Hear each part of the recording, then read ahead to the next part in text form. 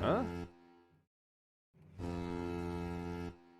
After losing my max cape, I embarked on a new journey across the sea, in search of new quests, exotic islands, unique treasures, but most importantly, my max cape. This is my endgame Ultimate Iron Man. In the previous episode, we made some ship upgrades, completed the Jubbly Jive, and we finally managed to get the Marlin rank on the Gwyneth Glide. And that brings us up to now. Well, what's going on, everyone? It's Chads here again with another progress video update. We are still on the grind to get 99 sailing and, more importantly, get back our max cape. Right now we are doing a few more ship upgrades for my skiff, and then we'll be getting back into the action. So this next upgrade does need some rune ore, and I found this great spot inside the Deep Fen dungeon that has 4 rune rocks, and I haven't seen many other players here yet. There's also a space in here to build a bank chest, but obviously we won't be needing that. And once again, as usual, we are utilizing the blast furnace since we can just buy coal here and smelt everything in one go. Also, you can store bars on the dispenser simply by not grabbing them. Yeah, we're gonna do some sketchy stuff again real quick. Please no DCs.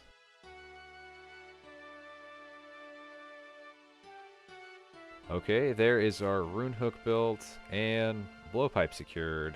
Let's go. And now that we have the rune hook and the brazier, we are going to do some Schematics salvaging. Hold up.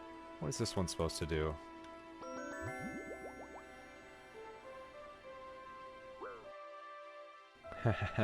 Can't bank my items. Nice try. It gave me an afro. That looks like a white pearl. You can't park there, mate. One recommendation that I have for this spot is to bring runes for high alchemy. These salvage spots have a good chance of dropping the Schematic helmets, and they all alch for a decent amount. We aren't really here for anything in particular, mostly levels, but getting some money and maybe some rare seeds would be nice. Anyway, we are going to chill here for a bit while I do some editing. 84 sailing from the AFK salvaging. Let's go. Alright guys, we have been doing some AFK salvaging for a while, and luckily we got some ironwood seeds, and we also got, let's see here, we got more cotton seeds. So after this inventory, I'm going to go make these into saplings and plant them. Alright, here is one. Got a spade. And there's one planted, and there's the second one. So it's kind of nice to have these guys here. They're going to take like 3 days to grow, but eventually when they're fully grown, I can cut these. Otherwise, the only other option is... oh god, where is it? Yeah, otherwise the only other option is all the way out here, and yeah, there's a bank, but we can't use it, so yeah, this will help us out. Alright, so one thing I wanted to get knocked out and out of the way is the charting. I've got the Eternal Brazier on here, and my boat can go literally anywhere, so yeah, I'm gonna finish out the charting. I think you're supposed to get a fat XP drop at the end of it, but also you get this really cool drink that you can put in your keg, which will give you a boost of 2.5% to all of your sailing XP, so yeah, we're gonna try and knock that out. You telling me this is just like the wild right here? Okay, and here's a spot where I'm definitely gonna need a raft. No! Oh. You can't drink and drive? There goes my immersion. Bro, why is this meteorologist trying to kill me? Doggy! What? Oh. Hurry the duck up! Alright, let's get out of here. Okay, we finished that current duck, and I believe this is the last thing. Okay, let's see it. Good day. That's not what I want to do. Oh, yes it was. 213k, 87 sailing, let's go. So after completely charting these seas, I wanted to get my sloop upgraded a bit more. The first thing I wanted to put on there was a crystal extractor, since it is a huge XP boost. Unfortunately, I did not have enough ironwood logs in my log basket, so we did have to make this big journey out to this faraway island to gather some more. But yeah, we are going to load up this basket, and hopefully this is the last time we ever need to go here. There we go. That is my crystal extractor on the sloop built. So you want to get these to go near the hooks on the sloop. On the smaller boat, the skiff, you would build that next to the helm so that you can activate it while navigating. But since this ship will only be used for salvaging, we'll obviously place it next to our salvaging hooks. Okay, so we just death banked, and I'm going to do something very important right away, and that is get rid of this haircut. You know what this is? This is my new fucking haircut. So I thought you needed to put these in unnoted, but apparently I was wrong, and for some reason the keg also took 25 noted and 25 unnoted from me. But either way, that is our 2.5% XP boost in our sloop, so that's mostly going to be used for salvaging, but that's nice to have out of the way. 5. We'll get in eventually. Ooh, 88 sailing. Okay, so here's another random jump. We are at the blast furnace because I wanted to upgrade my mast. I sort of messed up and crafted my bolts of cotton without leaving room for the rest of the items that I needed, so I'm going to show you a little trick. Items dropped within the blast furnace cannot be seen by other players, and also tabled items last for 10 minutes. So I'm going to be combining both of these mechanics so that I can hold these here temporarily while I go death bank, and they should still be sitting here when I return. Okay, we died to Hispori, and now we're back at the blast furnace. Our items are still here, so now we can go upgrade our boat. So there is our mast upgraded. This is going to allow us to maintain our speed boosts ever so slightly longer. Additionally, each time we trim the sails, we will get a little bit more XP than before. Slowly but surely, all the XP will add up and get us to 99 sailing. And there's the new mast on our raft. I probably won't be using this very much, but in case it ever becomes useful, I will have a decent mast. 89 sailing. Let's go. And while editing, I managed to find one of the rare relics from salvaging. Each salvage location has a different one. This one is the moldy doll. These can be turned into the Varrock Museum for some kudos as well as an XP lamp. At the time of recording this clip, XP lamps could not be used on sailing. XP lamps were not available in sailing until 2 weeks after sailing launch. Let's go. 90 sailing. Oh sweet, we can get Spotter Virginia now. Never gonna use her. Okay, so I realized I was kind of screwing myself by not using a crewmate to help me salvage. I thought my cargo would fill up too quickly and it would be very tedious, but apparently people in my clan are telling me that it's really worth doing. So I'm going to be making a second rune hook on my sloop so that I can hopefully get some better XP rates.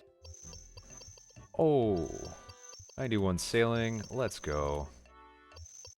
And after a long time of salvaging, I decided to take a break and go find the lost boat schematics with one of my friends. These are all scattered around different islands across the seas, and they usually require a key to be found first, then that key will open a chest in a hidden location. The schematics are mostly used for the rosewood boat parts, which honestly, I might not even ever need, but it's kind of fun to get them out of the way. Oh, sweet. That is the Gale Catcher schematic. Dragon salvaging hook, perfect. Sweet. You're really gonna use that. I'm never gonna use that. Oh, fuck yeah. Dragon cannon, perfect. Something I'll never use. Oh, this is a picklock. It's the wrong one. Oh. Here I am doing fucking thieving. And that is the Rosewood Cargo Hold schematic. That is the Dragon Helm schematic. Rosewood and Cotton Sails schematic. So, as you already know, in between clips while I'm either editing or away from my computer, I have been salvaging. Well, you may notice something a little bit different in my inventory. That's right, while salvaging on mobile, I managed to get myself a Dragon Cannon Barrel.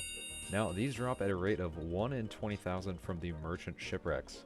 I wasn't going to go out of my way to go for this, since ship combat kinda sucks at the moment, but I guess we got one, so I may as well hang on to it. Alright. Yes. Alright, we got one kudo and a lamp that we cannot use on sailing. So we'll use it on agility.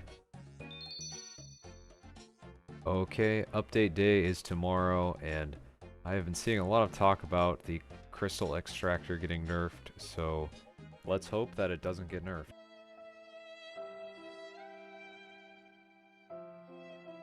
Oh fuck yeah, I got a small pearl?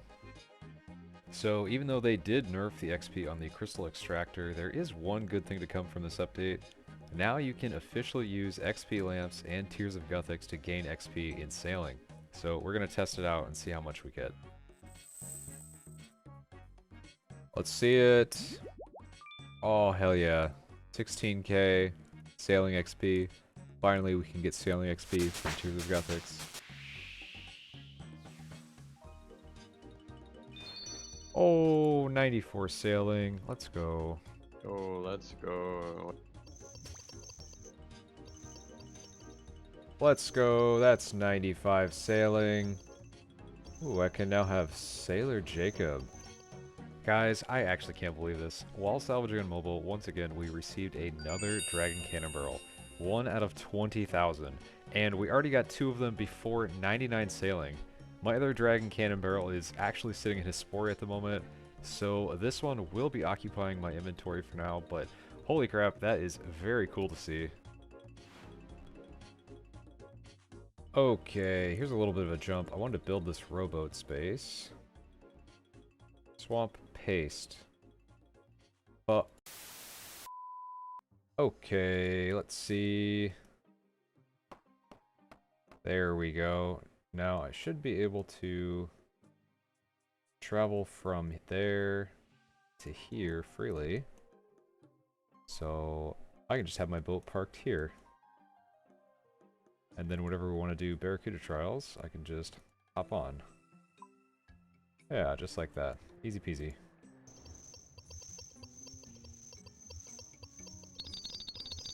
$96 sailing.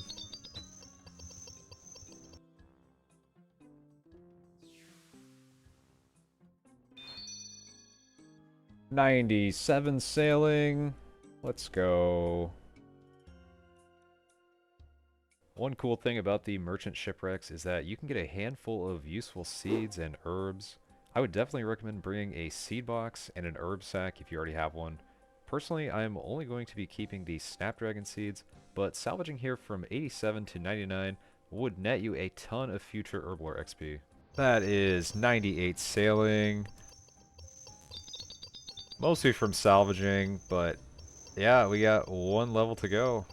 Let's see it.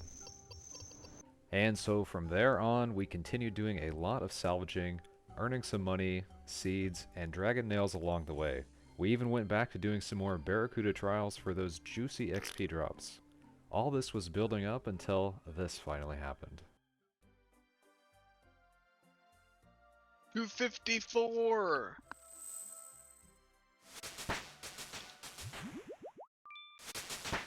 Woo! Woot woot.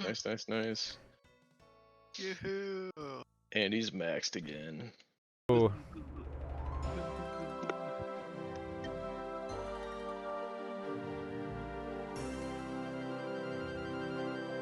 Cha. Maxing once again at Tears of Guthix, the place that I first maxed nearly a year ago. Here we go, guys.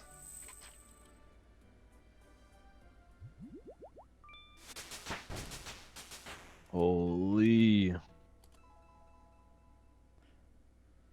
Yes. Let's go. Man. And you know I can't forget to buy the new sailing cape. Ooh. It's a pretty cool emote. Yar. And a photo for the gram. So now that we are maxed, I have 2 dragon cannon barrels that I need to do something with. I think it would be a shame to just drop them, even though I don't have an immediate use for sailing combat. So we are going to be heading to Frost Dragons. But before we do that, I need to make some anti-fire potions. Well, inside the Deep Fen dungeon, there is actually an NPC that sells the secondary, Blue Dragon Scales. This NPC actually sells a lot of useful stuff, like the runes, Rune Warhammer for the clue step, flax, gold bar. 67 sailing is the only requirement to shop here, so I could see the shop coming in handy for a lot of UIMs. Alright, we got our anti-fires ready, and now we are just going to do some tutorial skipping to get a Frost Dragon or Worms task. Both of these monsters drop the Dragon Metal Sheets, and I need to get 8 metal sheets for each cannon that I want to build, so in total I will need 16 Dragon Metal Sheets. If you're not on Slayer task, then the Frost Dragons will drop the sheets at a rate of 1 out of 200, and the Worms will drop them 1 out of 400. However, if you are on task, then the rates become 1 out of 55 and 1 out of 100. That is why we are hunting for those specific tasks, so that I don't have to kill as many of them. Yo, worms, let's go. So the lava Strykewyrms are all the way out on Charred Island. It does take a couple of minutes to sail there, and there actually is a bank spot that we could build, but I'm going to see if we could just complete the entire task without needing to resupply. So these guys aren't that difficult to kill. They don't have any special mechanics. The only thing is that before you lose aggro, they will start off with a range attack if you're not within melee distance. Otherwise, you can negate all the damage with Protect from Melee. Anyway, let's see how this first task goes. Oh, what the fuck? We got a big boy here.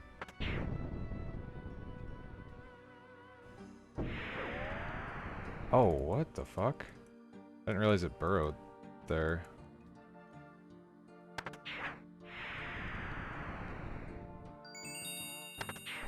Oh, I got it. Yo, it's big. Alright, so I completed that worm task and only got the 1 sheet from it. So after that, I went back to skipping for another task and finally got assigned Frost Dragons. So here they are. I did forget to mention earlier, but these also drop the Dragon Nails, which we will need some more of in order to build the cannons.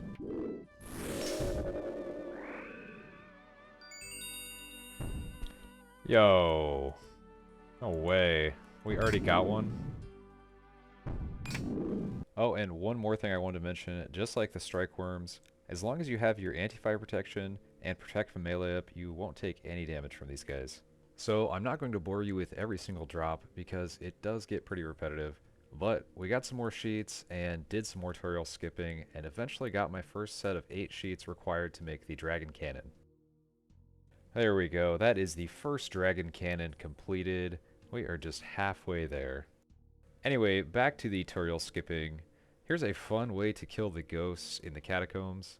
I know I probably shouldn't be hanging out to this Din's Bulwark anymore, but hey, sometimes it comes in handy. Dragon Metal Sheet, let's go. Yo, let's go. And just like before, we did many more tasks of Frost Dragons, Lava Strykewyrms, and you can't forget the tutorial skipping either. I did not get as lucky as I did the previous set of 8 sheets, but the second set wasn't terrible either. So in total, I killed 630 Frost Dragons and 679 Lava Strykewyrms all on task. If we do some math, I should have received about 18 sheets, so unfortunately we did go a little bit on the unlucky side, but that's really no big deal because we finally got all of the sheets needed to complete the Dragon Cannons. Okay, so we got all of our stuff out at Hispori, so once again we're going to grab these supplies and head over to the shipyard.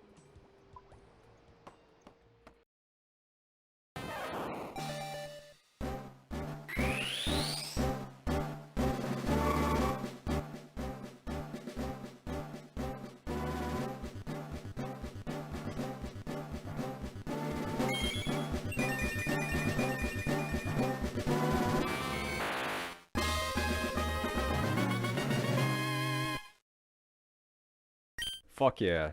There we go. We've finally done it. Our sloop has the best cannons possible.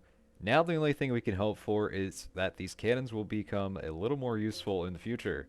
I've seen a lot of talk about a buff potentially coming to sailing combat, and Jagex even put out a poll regarding sailing as a whole. Anyway, now I'm going to take a little bit of time to use up the last of these Dragon Nails. After maxing out sailing, here are my honest thoughts on the skill. I initially voted no to a new skill, but when it came down to the 3 options, I did choose sailing. I watched as much of the sailing development process as I could, and I've been hyped ever since it passed the poll. First off, the XP rates I think are very generous. The early levels are objectively slower than most skills, but this is where sailing differs from the rest. Most of the other skills were never really developed with the intention of getting 99. Sailing, however, was. So the early rates are slow because Jagex wanted everyone to truly experience what the skill has to offer at those early levels. Other skills like smithing, for example, have the majority of the early levels bypassed just from completing a single quest. Sailing XP appropriately scales at the XP rate for that level. And now you can even use lamps and Tears of Guthic, so that speeds it up even more. I do think that the XP rates on some activities could use some help, like trawling. I also think that higher level charting methods should scale with higher XP per encounter. Like the weather trolls, you need 59 sailing to do those, but they offer similar experience to the lowest level charting methods. Port tasks are in a good spot, but I think they need to give more item rewards. Like higher level tasks should have a chance to give dragon nails, sheets, and other building materials. The crewmates are a bit funky too. I don't think it makes much sense for lower level crewmates to be better than higher tier ones. I think that their traits could use a little bit of a rebalance. Like the level 90 plus crewmates should just objectively be better than the lower level ones. And I think that all crewmates could benefit from being given a unique ability to kind of spice up that diversity.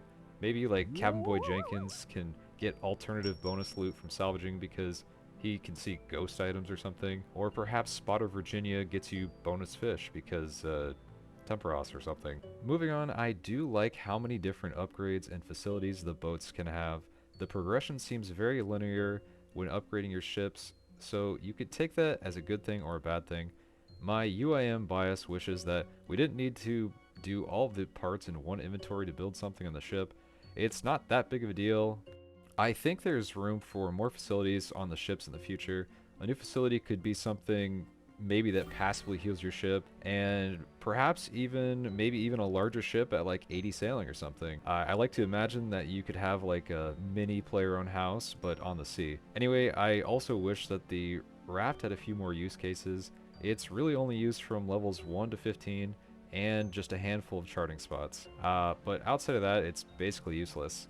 I think it'd be kind of cool if there was some sort of frost dragon-like attraction up a river or a stream that only a raft could reach. And I do have to say that I am a little disappointed that the entire pirate portion of the map isn't available yet. I do understand that there has to be room for expansion, but to not include the most sailing-esque region of the game was a mistake. However, I am looking forward to see what Jagex releases in that area. I have this vision of your player wearing a ring of visibility and being able to see ghost ships sailing in that area. It's just a small little touch that I think would be kind of fun. Overall, I really enjoyed the skill. I like the variety of methods. I have enjoyed most parts of the process so far, but I think there's still more room for expansion. I'm excited to see what Jagex brings us for the next big sailing update. Oh yeah, and Strykewyrms need to be added to the log at the Slayer Helm. Thank you guys so much for making it this far in the video. If you have any comments, let me know your thoughts down below. I make sure to read each and every one. Also, this marks about 1 year of me doing YouTube. At the beginning of this year, I uploaded my first video, and it's really cool to see how far we've come. 2025 has been filled with a ton of great content in-game, and I'm excited to see what 2026 brings us. Anyway, this is going to be all of the sailing content in the Progress series for a long time. We will be returning to the main goal of PVM. Once again, thank you all for watching, and I will see you in the next one. Not many straight people in Discord.